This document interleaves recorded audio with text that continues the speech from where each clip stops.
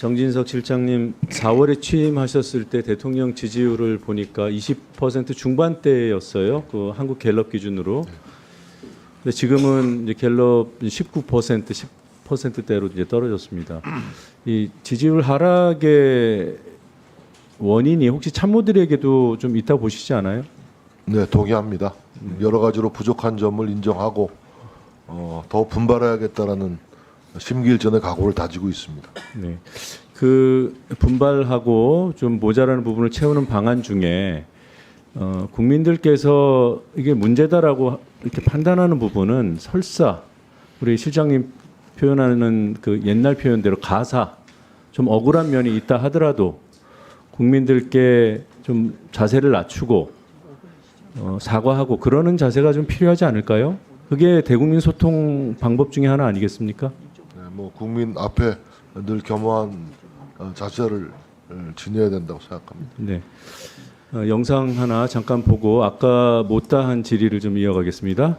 PPT 영상 보시겠습니다. 조은이 전화 왔더라고. 저 조은이도 만들어 주셨고 김영선도 만들었으니까 이제 우리 명 대표님은 이제 영남의 황태자십니다. 네, 다음 PPT 좀 보죠. 네, 이런 맥락의 그 명태균 씨 그 녹취가 22년 6월, 그러니까 이 정권 초기입니다. 이때 6월 1일에 치러진 지방선거와 관련된 발언을 조은희 의원이 했다고 명태균 씨가 한 발언이에요. 광역단체장 둘을 앉히시고 김진태, 박완수라고 특정합니다. 그런데 이 김진태, 박완수 특정은 명태균 씨 녹취 수십 군데에서 거론되고 있어요. 진짜 생각하신 대로 두 사람 다 앉히고 조은희도 만들어 주셨고 김영선도 만들었으니까 우리 명 대표님은 이제 영남의 황태자십니다. 이런 얘기를 합니다. 6월 지방선거 선관위원장이셨습니다.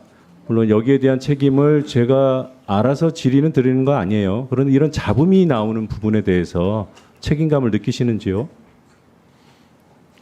뭐 지금 공관위원장 맡았을 때는 뭐 전혀 몰랐던 사안입니까? 논란이나 잡음이 없었기 때문에 네. 또 그 지방선거에서 저희 당이 압승을 했기 때문에 굉장히 네, 자부심을 느끼고 있습니다. 네, 알겠습니다.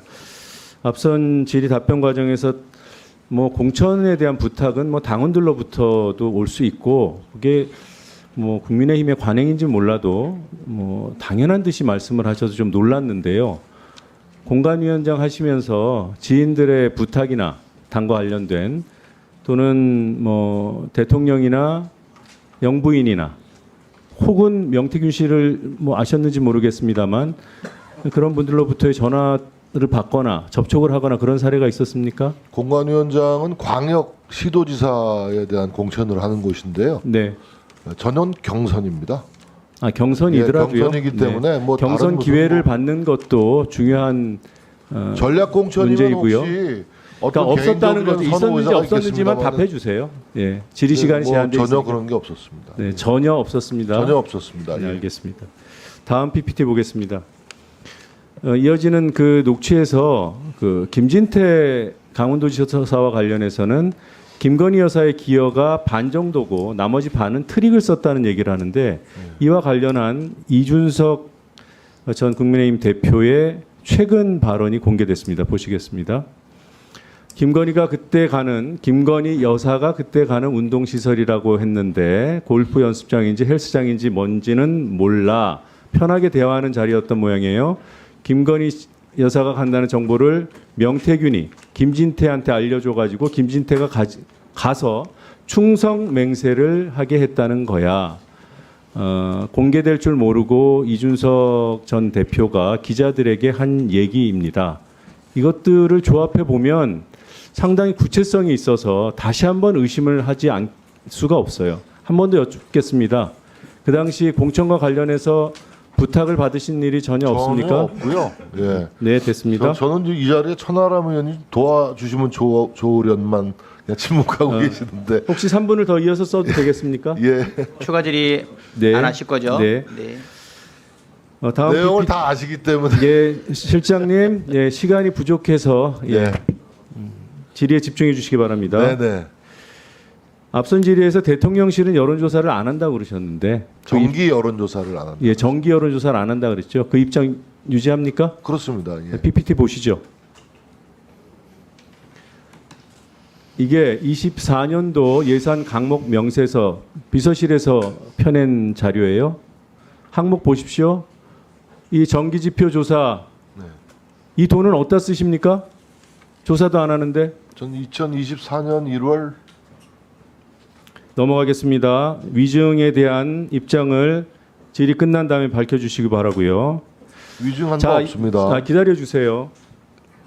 지금 그 앞선 우리 그 강혜경 증인의 답변에서 이 무렵에 2022년 6월에 명태균 씨가 대통령실로부터 이런 여론조사와 관련된 사업권을 따낸다는 얘기를 했고, 그리고 또 명태균 씨 공개된 녹취에서 청와대로부터 2번 연락이 왔다는 얘기를 하면서 김영선 당시 5선 의원과 싸우죠.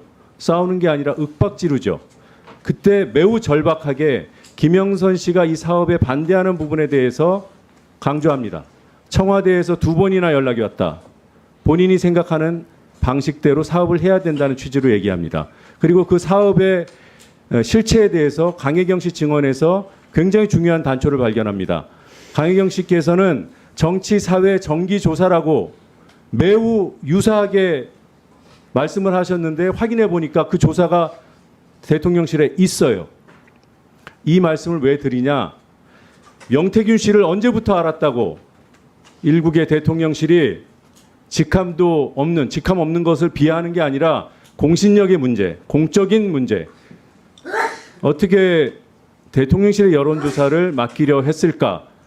여기에 대한 답은 2022년 3월 그 직전에 실시된 다수의 미래한국연구소 여론조사, 이것이 결국은 윤석열 후보와 연관돼 있다라는 강한 의심을 할 수밖에 없다. 이런 결론에 이르게 됩니다. 그것 말고는 설명이 안 됩니다. 강혜경 증인님 잠깐 앞으로 나와 주시죠. 대선 전 여론조사 미수금이 3억 520만 원으로 그때 정리를 그 당시에 하셨고요. 네, 맞습니다. 네, 이 가운데 비공표 조사는 원가만 계산을 하셨던 것 같아요.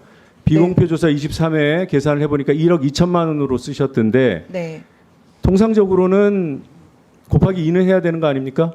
맞습니다. 네, 그러면 비공표 조사가 한 2억 4천 정도고, 이 비공표 조사 대부분은 특히나 대선 직전 9회에 걸쳐서 실시된 면밀 조사, 샘플을 크게 올려서 실시된 돈이 많이 들어간 조사는 다 윤석열 후보와 관련된 것이다. 이렇게들 의심하고 있습니다. 네, 저도 그 똑같은 생각이고 그 윤석열을 위해서 면밀 조사를 집중적으로 조사를 했던 부분입니다. 그리고 뭐 앞선 질의에서도 나왔고 보도에도 나왔습니다만 명태균 씨 부인이 증언을 했습니다. 매일 아침에 윤석열 후보 전화가 왔다고. 이상 마치겠습니다.